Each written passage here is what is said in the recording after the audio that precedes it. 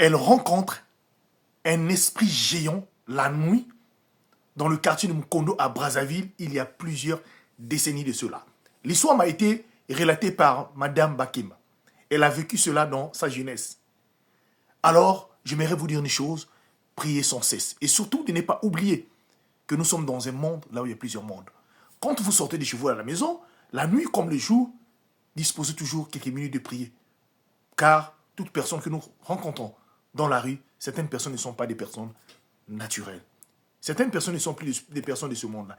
Écoutez cette histoire, s'il vous plaît.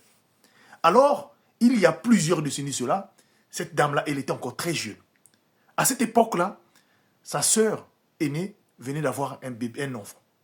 Donc, elle avait décidé de quitter, de sa maison, là où elle vivait avec ses parents, d'aller rendre visite à sa sœur aînée.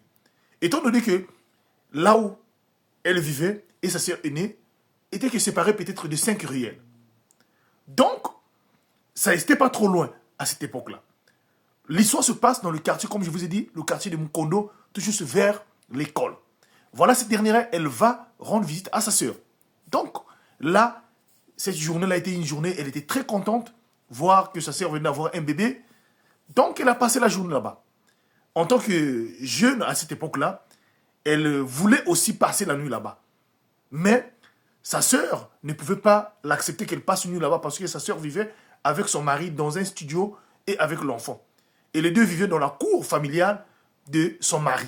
Donc, il n'y avait pas de place qu'elle puisse passer une nuit là-bas.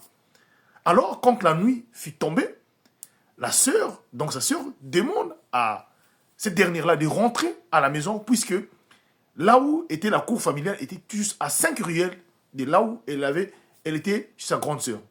Donc, il n'y avait pas peur de rentrer. Et à cette époque, ça faisait pratiquement 22h, voilà, 22h voire 22h30. Alors, elle commence à marcher. À cette époque-là, dans les ruelles, à partir de 20h, tu ne pouvais plus voir une personne dehors. Tous étaient dans leur parcelle. Alors, elle venait elle-même très jeune dans la rue en train de venir. Elle a quitté très loin. Elle a dépassé la première ruelle, la deuxième. Elle arrive tout juste, donc, à quelques mètres de la ruelle qui sépare de sa parcelle. Et là, elle aperçoit de loin une personne étrange assise au milieu de la rue. Et la personne assise était tout en noir. Elle s'approcha. Au moment que la jeune fille est en train de s'approcher, elle constate que le monsieur qui est assis est habillé avec un chapeau, donc un chapeau en feutre noir et avec un manteau noir. Et ce dernier avait un chat. Mais au moment qu'elle cherche d'avancer, elle constate que le monsieur qui était assis se lève et commence à prendre de la taille au fur et à mesure. Donc sa taille commence à s'allonger.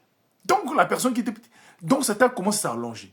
Et là, la jeune fille qu'elle était, elle commence à avoir une peur terrible. Jusqu'à ce que la taille de la personne qui avait une petite taille arrivait à avoir la taille d'un arbre. Donc, selon les explications, il y avait même un manguier qui était là. Et le monsieur arrivait à avoir la taille, même dépasser le manguier. Et cela a effrayé la jeune fille. Elle a commencé à trembler et aussitôt elle a crié, elle a appelé le nom de sa maman. Mais à cette heure-là, qui pouvait sortir? Donc, par la peur et la panique, elle s'est dit, elle ne peut plus continuer, qu'elle fasse un retour de là où elle était venue, chez sa sœur. Elle a commencé à courir. Quand elle a commencé à courir, et là, l'esprit qui avait pris de la taille a commencé à se rétrécir, à prendre sa taille initiale d'avant. Et jusqu'au point, quand elle a regardé derrière, l'esprit commençait à prendre la taille jusqu'à ce que cet esprit a disparu, mais elle a continué à courir jusqu'à arriver à la parcelle, la maison du chasseur qui avait le bébé. Et là, elle est arrivée là, elle a frappé devant la porte et sa sœur a ouvert la porte. Et voilà comment cette dernière explique la situation, mais la sœur n'a pas cru. La sœur a dit qu'elle fait semblant, elle veut carrément dormir là-bas. La sœur n'a pas cru. Malgré cela, sa sœur l'a dit d'arrêter de faire ces choses-là, malgré les explications. Et voilà, dans cette époque, dans cette parcelle-là, il y avait apparemment la sœur de son mari qui était un peu plus jeune, plus âgé que cette dernière qui vient de vivre la situation, qui va donc raccompagner cette dernière-là chez eux à la maison à cette heure-là. Mais là, arrivé dans le même endroit, là où la jeune dame avait rencontré l'esprit géant, cet esprit-là n'était plus là, avait disparu.